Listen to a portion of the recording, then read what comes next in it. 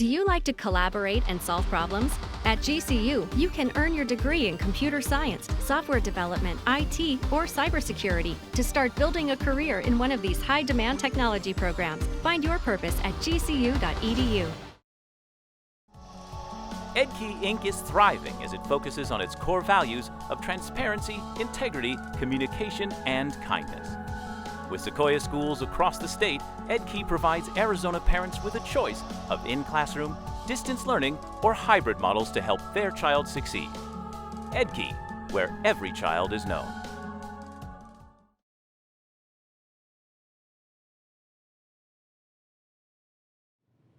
Hi, I'm Michael Gossi. I'm the editor-in-chief at AZ Big Media, and I'm here at Canyon Ventures on the campus of Grand Canyon University to talk tech today. And today's topic is virtual education, something that is impacting all of us now. And joining me are three experts on the subject. Please introduce yourselves. Brian Mueller, president of Grand Canyon University. Hi, I'm Tonya MacBeth. I'm a family law attorney at Burch Cracchiolo. I'm Steve Sarmento, executive director of instructional support for Edkey Inc. So let's just start with the elephant in the room. The pandemic has changed virtual education probably forever. President Mueller, can you kind of talk a little bit about the impact it's had on Grand Canyon University so far? You know, we were fortunate. We did two things prior to all the pandemic taking place. One, we've invested $250 million into technology in the last 10 years, thinking that this was, technology was going to have a major impact on higher education going forward. And all of our traditional ground campus students were on the system prior to the pandemic. And so our faculty members would use it in whatever way they wanted to. Some would have discussions between class sessions, others would have students submit their work that way. And so when the pandemic hit and we had to send the students home, all the students were familiar with the system, knew how to use the system, were comfortable with it, as were the faculty members. And so things went very well for us in the spring and in the summer. Secondly, we had set all of our people up to work from home prior to the pandemic. And so all the operational people, even the faculty, were set up to work from home. We did that as a fringe benefit. And so when the pandemic hit, we could move people home. They were all set up to work from home. And so things went very, very smoothly for us as a result of that. Steve, the pandemic really took the K-12 system and turned it on its head. How was Edkey so well prepared for that to happen? Well, Edkey has been supporting our Sequoia Choice Arizona Distance Learning School, which is an online distance learning school that's been in operation since the 90s, or as I like to say, since the 1900s. It is an online school that has continued to grow, but what we were able to do is leverage the skills and expertise in that online distance learning model and get that into our brick and mortar schools. So all of our teachers basically were able to be mentored by those experienced teachers that had been doing online distance learning, and that was a great support to our brick and mortar schools. It allowed them to be able to pivot very quickly to a distance learning model. Tonya, the impact that the pandemic has had on virtual learning has really impacted your practice. Can you talk a little bit about how the virtual learning has impacted your family law practice? Certainly. All of our family clients who have school-age children are experiencing tremendous disruptions, and they're trying to figure out how to manage their court orders, which were very specific and based on a away learning or a regular traditional brick and mortar school learning schedule. And now they are having to negotiate those interpersonal relationships all over again. We used to set up exchanges so that they always happened at the school and there was no person-to-person parental transfers occurring when possible. That's not possible anymore. And it's shifted the dynamic in a very dramatic way for my families. President Mueller, GCU has long been a leader in online education. How important was that background and that investment in the technology that you were talking about to being able to pivot so quickly and so effectively here at GCU? Well, it was really important. You know, we've got two major programs. Our traditional students are on our campus, about 23,000. We also have 85,000 working adult students who are attending online. And a lot of people look at higher education with those two big markets in mind. We believed going back 10 years ago that there was going to be more than two markets. and that universities and K-12 institutions were going to have to become very flexible to meet the needs of people. The old industrial model of K-12 education and higher education is very limited in terms of addressing the needs that exist through our society. And so having been prepared in terms of those two large markets was just the first step. The second step now is that universities are going to have to be able to develop ways to interact with their clients, 5 or 6 different ways maybe to interact with the university, depending upon the person's lifestyle, what their economic needs are, what their financial needs are. And so being ready with those two big markets, I said, was just a precursor to now what's going to happen is universities are going to have to take a look at the whole variety of lifestyles, whole variety of learning needs, economic needs, et cetera, and be able to offer people the ability to attend college, earn credits, work towards degrees in a multitude of different styles. Steve, Edkey was very innovative and forward-thinking in terms of virtual education before the pandemic. How were you able to plan that well ahead and be that forward-thinking prior to the pandemic?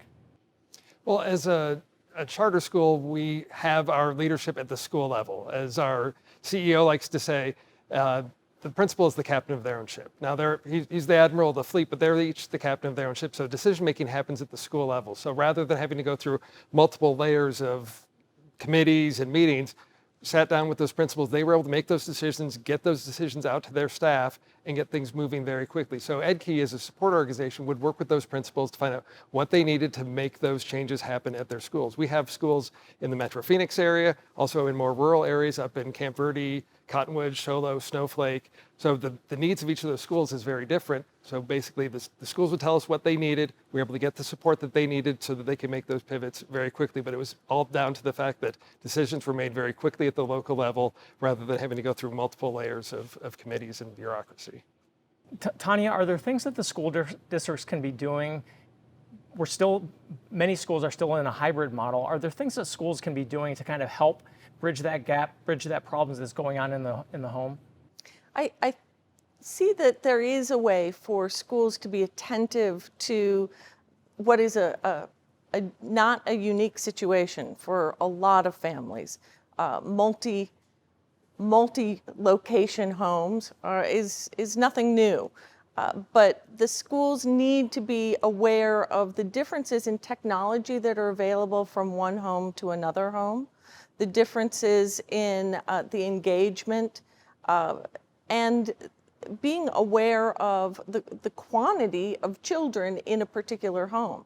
If you have a blended family with maybe 6 children, it's going to be almost impossible to have a broadband wide enough to handle 6 constant online learning experiences. There are ways that schools need to really be in tune with the individual families to be able to meet those particular needs. President Mueller, how have you had to factor the impact of the pandemic into planning for the future for students here at Grand Canyon University? Well, it's just it was kind of in a weird way. It really helped higher education because higher education was moving out of the industrial model. There was some innovation taking place. Universities were having to adjust. The pandemic kind of forced all that. And so as bad as it's been, it's kind of forced us into really thinking harder about the students we're serving. I'll give you an example. The Grand Canyon University has a unique financial model, and we haven't had to raise tuition in 12 years.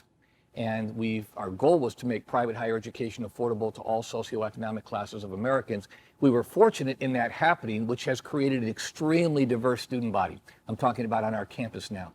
So we have kids from upper class homes, we have kids from middle class homes, but we also have a very diverse population of students who come from an inner city environment. The kids that have the money, that have the resources, enjoy our tuition rates. And they also can afford to enjoy this beautiful campus in a way that maybe the kids that are DACA students or are coming from inner city homes where they don't have a lot of money, that's not possible.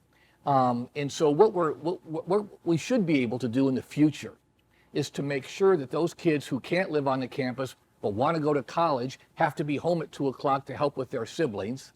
Those kids that have responsibilities to work from an income standpoint and help the family, that they have just as much an ability to go to college, to earn degrees, and to make progress in our society as these other kids do.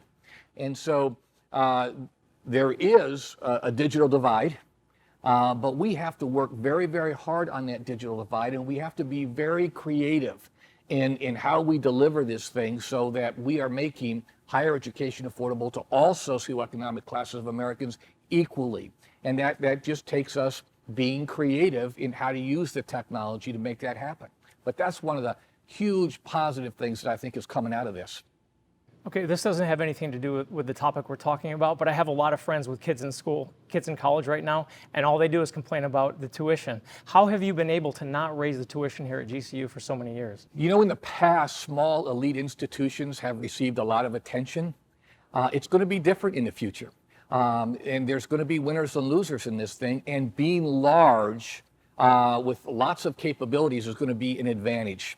And so what we recognized 12 years ago is that there were two large markets. Students leaving high school and go to college, and for them it's about education and it's about socialization. And then there are 35-year-old students who want to go back and earn master's and doctoral degrees, but it's not about socialization for them. They're socializing their own children.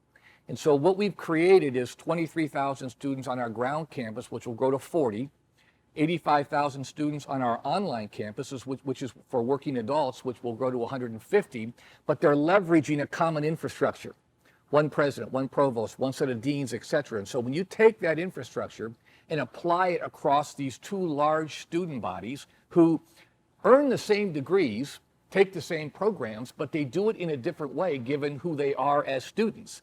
An 18-year-old student is very different than a 35 or 40-year-old student. And so when you can think creatively about the needs of students and deliver to large student bodies, leveraging a common infrastructure, it flips the economics of higher education. We haven't had to raise higher education. The cost of living has gone up in this country 100% since 1992. The cost of higher ed's gone up 400%. And what we've been able to do because of this hybrid kind of campus is not have to raise tuition for 12 years. Make it affordable to all socioeconomic classes of Americans. What you get when that happens is diversity. Not just racially and ethnic diversity, but you get socioeconomic diversity, which is a really, really important thing. Steve, can you talk a little bit about how the impact of COVID has impacted your Edkey schools moving forward? What Edkey had to do when the pandemic hit was to pivot to really address the needs of students. And what we did was we leveraged the strength of our online school. What that has caused really is a shift in the way school operates. We've basically, in the distance learning mode, parents and students started to realize the great benefits of distance learning. One of those is the flexibility in the schedule. Our online enrollment is continuing to just boom at this point. Parents are finding the benefits of a distance learning model that students don't have to be at school at 7:30. They can start the day when they need to start the day. We've had parents giving us feedback saying, I love the fact that I can work during the day, and because my student's young and I need to support them as a first grader, I can do school with them in the evenings when it works with my schedule. For the older students, one of the benefits is they can basically binge their education. If they want to get their math done, they can knock out a week's worth of work in one day. It's not, I'm going to work on this for 45 minutes. Now I've got to shift and move from math over to science and mentally make that shift. I'm in the mood to do math today, so I'm going to sit and focus on that. So the benefits of the distance learning model have, I think, been a great benefit to the students that are how should I say this? Students are finding the benefits because it's now more student-centered. It's not the school driving the schedule, it's the families that have that flexibility in their schedule, and that's one of the great benefits. And that is causing, I think, a seismic shift in education, whereas the school is not the monolith anymore. The families have choice, and they're now seeing the benefits of different models and structures in schools that previously they had not considered because they lived in this neighborhood, they went to that school, or if they embraced school choice, they found still that brick and mortar school. But now COVID has pushed everybody to think about distance learning. As parents have found the benefits of working from home. I don't have to go into the office anymore. I can log in. I can be in my shorts and a shirt and tie for a Zoom meeting. This is great. I can manage my day as long as I get my work done. The same thing applies to students.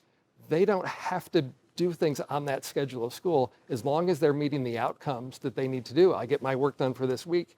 They have that ability to manage their time and manage themselves. It's challenging for some. We had some teachers that said, well, what if they're spending 3 hours a day playing Xbox? And I said, well, if they get all their work done, why is that a problem? Because they get the work done. And why are they able to get the work done? Because as a student in the classroom, I don't have 29 other distractions around me. I'm here in front of my computer at the times that I need to be either engaged in an online lesson or in a meeting with my peers or my teacher, but I no longer have all those distractions in a classroom around me. Students can be much more productive, just as I think many adults are finding in this work from home model, that they can get their work done because you don't have those distractions of the workplace around you. So it's starting a ripple that I think are causing families to rethink what education means for them and what is going to be beneficial for them. Let's talk a little bit about this seismic shift that Steve was talking about. There's a question that I like to ask all the panelists. The pandemic is going to end one of these days. It's going to be over. What's going to be the long-term impact on education? How's it going to change because of the pandemic? President Mueller, let's start with you. I think whether it's K-12 or whether it's higher education, as kids grow up, they develop passions. They get very excited about certain areas of life. And the industrial model of higher education really makes it difficult for them to really seek out those passions, to really develop them in a way that if we were more flexible in how we deliver education, that could happen. I'll give you a quick example. When we closed in March and sent the kids home, and we finished the last 4 weeks of the semester online, a group of students that I'm close to went backpacking in Colorado. They were together for 4 weeks. And the things that they learned and discovered about living in the mountains and being together, and they just explored an area of the world they'd never been in before. And they completed their coursework very successfully. My 4 boys played golf at a very high level when they were growing up. If education distance education was as developed then as it is today, they may have done it online because they could have gone to school from 7 o'clock to 10 o'clock at home. My wife's a teacher. They would have excelled in school, and they would have been at the golf course at 10 o'clock in the morning. They would have had the flexibility to travel and participate in tournaments all over the world, but they were kind of curtailed by that old industrial model. And so we have to, with all of that being said, make sure that we tend to the social needs of kids, to make sure that we develop that. For example, in the higher ed world, when we talk about distance education at GCU, it's a very group-oriented process. It's a small group, it's very interactive, it's very collaborative, it's very social, people work together. The internet is a tremendous communication tool. And it doesn't necessarily mean that when you go online, you're going to be by yourself. There are ways to make it a very social experience. And so you can have both things. But what's going to happen in the future is that universities are going to have to be able to meet the needs of a lot of different students. And they're going to have to be very flexible in how they deliver. And those people that can do that are going to be the winners going forward. Tonya, same question. What do you think post-COVID, what's going to be the impact of education on the home, and how is it going to change because of COVID? I believe that there's going to be a significant shift in terms of the appreciation that parents have for teachers. There are a lot of my clients and other parents who've spoken to me about the fact that getting a middle school, not middle-aged, young boy to care about algebra or math or whatever may be a challenge that requires somebody outside of mother and father to really stimulate that interest. And that role has been the teacher, and the teachers have been very good at engaging students and bringing along the reluctant learner. That reluctant learner is now also the same student who needs to pick up their socks off the bedroom floor. I mean, we have to understand that not every parent is the best teacher. And our parents are beginning to understand the value that teachers bring to the learning process. And so I think post-COVID, we're going to have a real renewed appreciation for the hard work that classroom teachers do, whether that's electronic-based or in person. And I think that's a wonderful shift. Steve, post-COVID, long-term impact on K through 12, how are we going to see it change? Well, I think what COVID has done in a lot of industries, education included, has really pushed changes that have needed to happen, that the momentum of this is the way things have always been done has kept things on track in a certain way, that there have been trends and trajectories that should have happened sooner. I think this is causing those to really come to light. There will always be your traditional K-12 district schools. I think what we're going to see is even more school choice happening. One of the trends that's starting to percolate to the surface right now is the micro schools and learning pods, which gets to the whole social aspect of that. If we've got distance learning, but we know that kids need to be with other kids, and that doesn't always happen behind a computer screen. And you can be in a Zoom meeting, but it's not the same as being physically present with a group of your peers. So we'll see those little micro schools and learning pods popping up all over the place, because it's going to fulfill that need of social interaction, that connectivity of people and families that come together around a common cause, but we'll still have the support of the schools provide that flexible education model for them. I think we're also going to see more technology being integrated, and what that's going to cause is schools are going to be the school program is going to be more individualized to the students, whereas the traditional model is every student that is age 10 is in this grade, and within 9 months, they're going to progress the same amount. That's ridiculous. That doesn't work. Students will be able to move at their own pace. It's almost like the shift from watching broadcast TV to now streaming and video on demand. If I'm watching the results show of AGT, I can zip through that to get to the last 10 minutes and all the information I want there. Or if there's a performance I really want to get into, I can go back and rewind that, and I can watch that in slow motion. The same thing with education. A student that has mastery of content will be able to move through that very quickly. The student that's struggling with it or needs more time will be able to do that. It won't be the case that, 45 minutes is up, class is over, move on. That student in a digital learning environment has the ability to expand that lesson, to dig deep into that, spend more time with the teacher on it to fulfill their needs. And I think that's what we're going to see post-COVID, is a more individualized distance learning and online model for students to meet their needs. That's great. You know, Arizona is home to some amazing education technology companies and some great incubators like this, Canyon Ventures, where we're sitting right now, that's cultivating the next generation of innovators. President Mueller, how is Arizona poised to kind of be a leader in this new age of virtual learning, distance learning, online learning? Well, I think we're really poised. It's an exciting story in Arizona. We now have the largest state university in the country, which has in the last few years become very innovative in terms of delivery and alternative deliveries. We also now have the largest private Christian university in the country, which is Grand Canyon University, and is known for its innovation and its ability to deliver in a multitude of ways. I also want to say people should not in Arizona underestimate what University of Phoenix did for Arizona and for higher education. I remember I was there for 22 years, and we had our first meeting in 1989. We got our act together really in 1997, but we kind of operated independently and were the only ones out there for almost 2 decades. And a lot of people are forgetting that now. So University of Phoenix played a huge role in the development of online education, of its becoming acceptable, et cetera. And let me also say that the University of Arizona has just made a big move with the purchase of a company called Zovio, which is going to accelerate their development of alternative delivery models. And so we've got 3 universities now that are big players in the world of higher education, and are all centered in the state of Arizona. When I speak to the governor, I said, make sure you go out there and tell people that we now have the largest state university in the country. We have the largest private Christian university in the country. They're 25 minutes apart.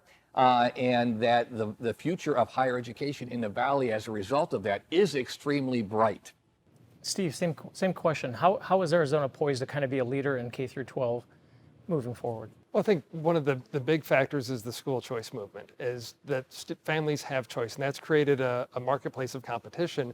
in the education place. And what we've seen grow out of that is great networks of charter schools and curriculum providers to meet the diverse needs, because it's not about out-of-state textbooks companies coming in to sell the textbook that's aligned to the Texas standards or the California standards. We have those curriculum development companies here in Arizona developing content to meet the needs of Arizona's students, particularly in the online marketplace. We have great online schools serving all the students in Arizona. So when I hear about out-of-state online curriculum providers coming into the state, I want to wave a big flag and say, hey, we've got great content being created here in the state of Arizona. When we have online schools that have been around for 25 years. Back in the mid-90s, the state decided we're going to explore this online model as a school, and it was districts and charters that were allowed to participate in that. And I think a lot of people have forgotten that's been going on for 25 years. Online distance learning is not something new that happened in the past few years. It's been going on for a significant amount of time.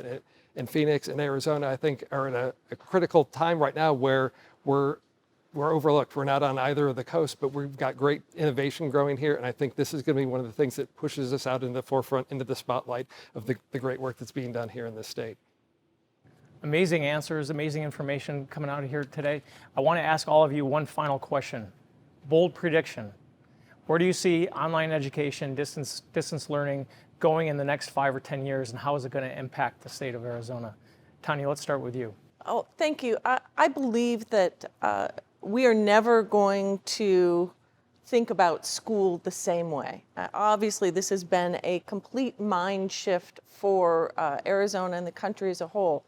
But we have to temper our excitement about innovation in the electronic media with the recognition that school serves multiple functions. And one of those is to provide a place for children to go where parents can then go to their work. So our bold prediction is I see hybrid models being the technology of the future, where there is an opportunity for children to be socializing. I'm particularly concerned about grade school and the lower high school grades, where they have the opportunity to socialize. The parents have the opportunity to go into the office. Maybe they are not 5-day-a-week working in office people, but they are people who need some FaceTime with their corporate leaders. So that hybrid model I really see as the innovation for Arizona's future. And all of this is contingent upon Arizona as a whole taking a real hard look at where we want to be for per pupil funding. Innovation, new models, hybrid opportunities all require significant attention to our funding. For too many years, we have been in the bottom 10 of the 50 states. I'm not sure exactly where we sit now, but per pupil funding is something that has to be looked at as we are investing in innovation for our students. President Mueller, you've been a true forward thinker in this space. So bold prediction from you, where do you see distance learning going in the next 5 or 10 years? Well, the future of the country is going to be in the West, I believe. And I think people are going to migrate here, and it's going to be interesting to see who the winners and losers are. I was the co-chair with the governor on the Arizona Commerce Authority. I've been on the GPEC board for many, many years. The narrative of Arizona was that there's a lot to offer here, but a reason to come and bring your company here and bring jobs here was not the educational system, either K-12 system or higher ed. I believe in the next 5 years that thing is going to flip, and that Arizona's got so much to offer. Companies that are going to want to leave the big cities in the country, leave the coast, and move to places like Arizona, Texas, Utah, etc. But I think what's going to flip is that people are going to say Arizona has a lot to offer, and including a world-class K-12 system and a world-class higher education system. That's the reason to come. If we can flip that narrative, I think the future is so bright for the state of Arizona, especially around bringing everybody, giving everybody the same chance. And I think that's a real important component. We all know that to say education isn't strong in Arizona is not really a true statement. Lots of kids get what they need. Lots of kids don't get what they need. It's the ability to help those. We have 400 DACA students on our campus. That's probably going to double in the next 3 or 4 years because our tuition's affordable. But everything that we all can do to make sure those people that haven't gotten the same shot in the past get the same chance will just make all of this look even brighter for the state of Arizona. But bottom line is the narrative's going to flip. Steve, we've been looking at the same K through 12 model for many, many years. How is it going to change in the next 5 or 10 years? How do you see distance learning, virtual learning impacting K through 12? Well, I think it's going to start with looking at what the outcomes are. What is it that we want students to know and be able to do? And one of the challenges I often put out to teachers is, what are the tools that you use every day? And do you allow your students to use those same tools in your classroom? If you use a cell phone to look up information on Google, why don't you allow your students to do that? If you're using PowerPoint to put together a presentation, why do you require your students to use that old trifold science board to do their presentation? I have yet in my professional life ever had to use that to deliver a presentation. So to me, it's about getting the tools that we as adults use into the hands of students, because those are the tools that they're going to be needing to use in the future. The students that are kindergartners this year, the jobs that they're going to be applying for when they graduate college, many of those don't even exist. How are we going to prepare them from that? We have to use the tools that are cutting edge now, because those are going to be the ones that are everyday tools by the time they're looking to get those jobs. So for me, it's really about innovating in terms of what we want the students to be able to know and do. And that's going to come from the students and parents being involved in making those choices and finding a school that's forward thinking and flexible and meeting the needs of their students. At Edkey, we say, we are a place where every child is known, and our teachers take that to heart. It's not about what the teacher needs in that classroom, it's what does that teacher need so that the students can be successful. It's very student focused. The student is at the center and core of everything that needs to happen in education. It shouldn't be about what the adults want or need. We're starting to see some of these shifts already.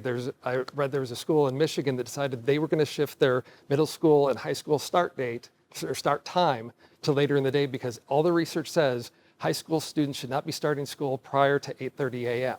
Why does school start so early? Well, it's convenient for the adults. Let's look at what's convenient for the kids.